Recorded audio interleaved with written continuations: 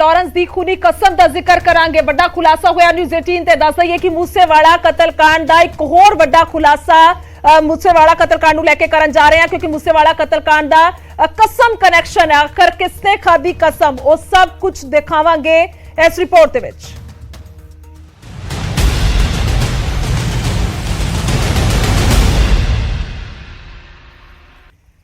जी हाँ, एक खूनी कसम ने मूसेवाड़ा दी जान ले ली है। कसम किसी होर ने नहीं खाधी, सगों तिहाड़ जेल दे विच बंद खतरनाक गैंगस्टर लॉरेंस बिश्नोई ने खाधी सी। दिल्ली पुलिस दी स्पेशल सेल लॉरेंस बिश्नोई तो लगातार पुछगिछ कर रही है। एक बड़ा सवाल इत्थे समझ आंदा होया नजर आया कि आखिरकार कतल क्यों होया। कसम कनैक्शन नजर आ रहा है। दिल्ली पुलिस ने सूत्रा के हवाले तो एक खबर सामने आई है। दिल्ली पुलिस के सूत्रा के हवाले तो खबर आई है कि लॉरेंस ने मूसेवाड़ा नूं मारन दी कसम खाधी सी। सो बड़ा एक खुलासा हुंदा होया नजर आया। कसम खाधी सी कि मूसेवाड़ा नूं मारना है। तो जिस तो बाद एक कतल की वारदात नूं इस भयानक तरीके दे नाल अंजाम दिता गया। मंजर नजर आया जिस तरह दे नाल अन्ने बाग गोलियां जेड़ियां ने मूसेवाड़ा ते बरा दित्तियां गईयां ने। दस के लगातार पुलिस जेड़ी है लॉरेंस बिश्नोई तो पुछगिछ कर रही है। और लॉरेंस बिश्नोई दे वल्लों सब तो पहला पोस्ट पाई गई सी कि मैं ही मूसेवाड़ा दा कतल कीता, मैं जिम्मेवारी लेना कि असी मूसेवाड़ा दा कीता कतल, क्योंकि विक्की मिड्डू खेड़ा कतल कांड दे विच उसदी इन्वॉल्वमेंट सी। इस तरह के इल्जाम लगाए गए सन, पर उस तो बाद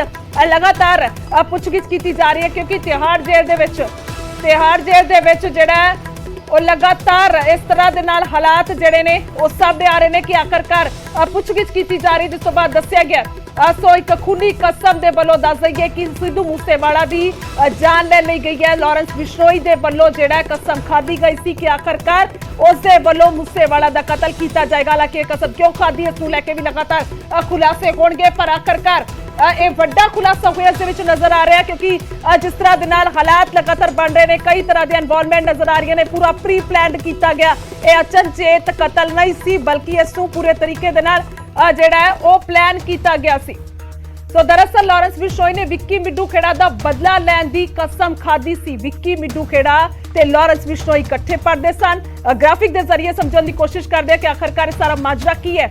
उस तो बाद विक्की मिड्डू खेड़ा लॉरेंस दा जिगरी यार भी सी।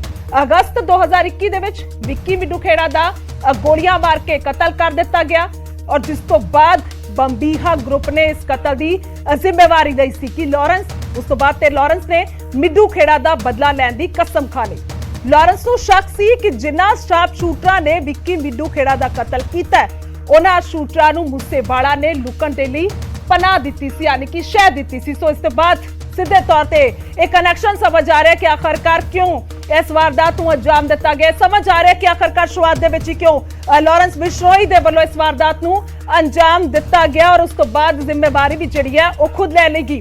सो कनैक्शन समझण दी एक बार फिर तो कोशिश करदे, क्योंकि बहुत बड़ा खुलासा हुंदा होया इस दे विच नजर आ रहा है। मिड्डू खेड़ा दे मर्डर दा बंबीहा ग्रुप दा हथ है। उस तो बाद लॉरेंस नूं शक सी कि मूसेवाड़ा ने मिड्डू खेड़ा दे शूटरां नूं पनाह दित्ती सी, उन्हां दे वल्लों पनाह दित्ती गई सी। जिस तो बाद ये सब कुछ हुंदा होया नजर आया। कह लियो उस वेले दिमाग दे विच गल बैठ गई। लॉरेंस गैंग ने कतल दी जिम्मेवारी दा जिहड़ा जिम्मेवारी है वो भी चुक ली सी। जिस तो बाद हुण ये पूर्ण तौर पर खुलासे होंदे हुए नजर आ रहे हैं कि आखिरकार क्यों यह सारा मर्डर होया, क्यों इस बेरहमी दे नाल इकलौते पुत दा कतल कर दिता गया। सिद्धू मूसेवाड़ा नूं जिंदा नहीं छड्डांगा, इस तरह की जिहड़ी है वो कसम खा ली गई। सो मूसेवाड़ा कतलकांड नूं लेके कनैक्शन जिहड़ा लगातार तुहानूं दिखा रहा है। कतलकांड दे तार जिहड़े ने वो कित्थों कित्थे तक जुड़दे हुए नजर आ रहे हैं। खास तौर पर जेकर मूसेवाड़ा की गल की जाए तां उस तो बाद विक्की मिड्डू खेड़ा दा कतल होया, लॉरेंस बिश्नोई दे वल्लों जिम्मेवारी ली गई, तां हुण उस वर्जिश जिहड़ा वो इत्थे नजर आ रहा है कि आखिरकार किस तरह दे नाल मूसेवाड़ा किस तरह दे नाल सचिन बिश्नोई तक जुड़ते हुए नजर आ रहे हैं, क्योंकि सचिन बिश्नोई दे वल्लों जिहड़ी है जिम्मेवारी खुद ली गई सी। मूसेवाड़ा कतलकांड च एक होर नाम सामने आउंदा है, वो है शगनप्रीत दा नाम।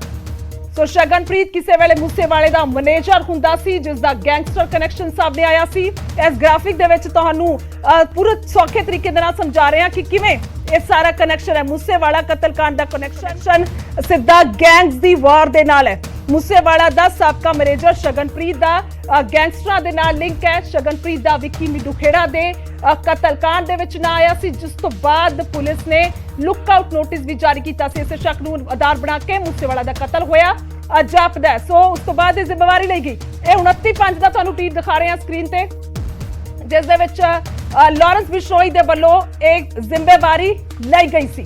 मैं इसनूं फोन करके कहा सी कि तू गलत कीता है, इसने मैनू कहा कि मैं किसी की परवाह नहीं करता, जो मर्जी कर लियो। सो लारैंस की कसम नाल मूसेवाला कतलकांड की एक होर कड़ी जुड़ती है। वह है कतलकांड तो बाद लारैंस बिश्नोई की यह वाली फेसबुक पोस्ट, जिस दे विच उसने लिखिया लारैंस बिश्नोई का नाम देख के लिखिया होया सी कि सिद्धू मूसेवाला विक्की मिड्डू खेड़ा के कतलकांड दे विच शामिल सी, इसलिए उसनूं मारिया गया। सो पोस्ट दे विच मूसेवाला दे कतल नूं मिड्डू खेड़ा के कतल का बदला दस्सिया गया। इस पोस्ट दे विच होर भी लोकां दा कतल करन दी चेतावनी दी गई सी। शुरुआत दे विच इह सामने आ चुकिया सी, शुरुआत दे विच ही यह जिम्मेवारी जिहड़ी है लारैंस दे वल्लों लई गई सी और उस वेले तो ही अंदाजा लग रहा सी। हालांकि कस्टडी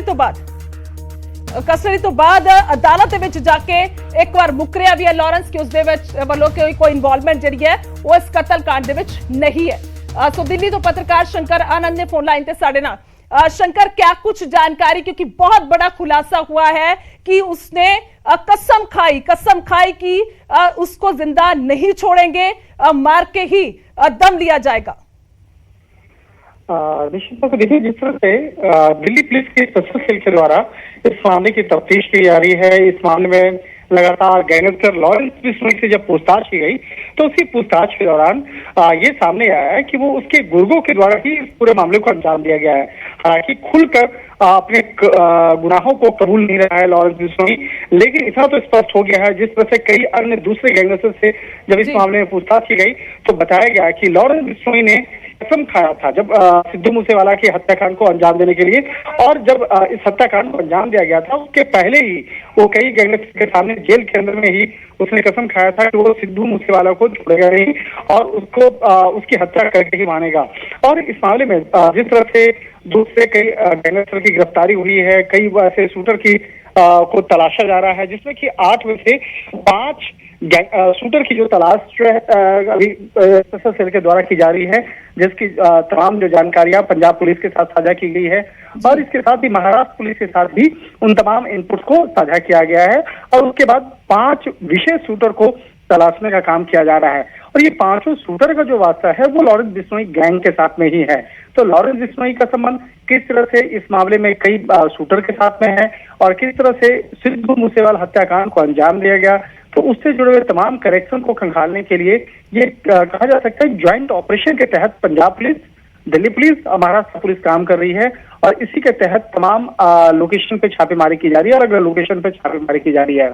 पुणे पुलिस के साथ में जिस तरह से स्पेशल सेल ने एक ऑपरेशन को अंजाम देते हुए महाकाल नाम के एक आरोपी को गिरफ्तार किया और जब उससे पूछताछ की गई तो उसने इस बात को जरूर कबूला कि वो हत्या के वक्त हत्या को अंजाम देने के लिए वो नहीं वो अंजाम उसने नहीं दिया है, लेकिन उसका जो कनेक्शन है वो इतना तो स्पष्ट बताता है कि वो हत्या के से जुड़े हुए इस साजिश में वो कनेक्ट था, वो जुड़ा हुआ था। लिहाजा इस मामले पर आगे की तफ्तीश की जा रही है।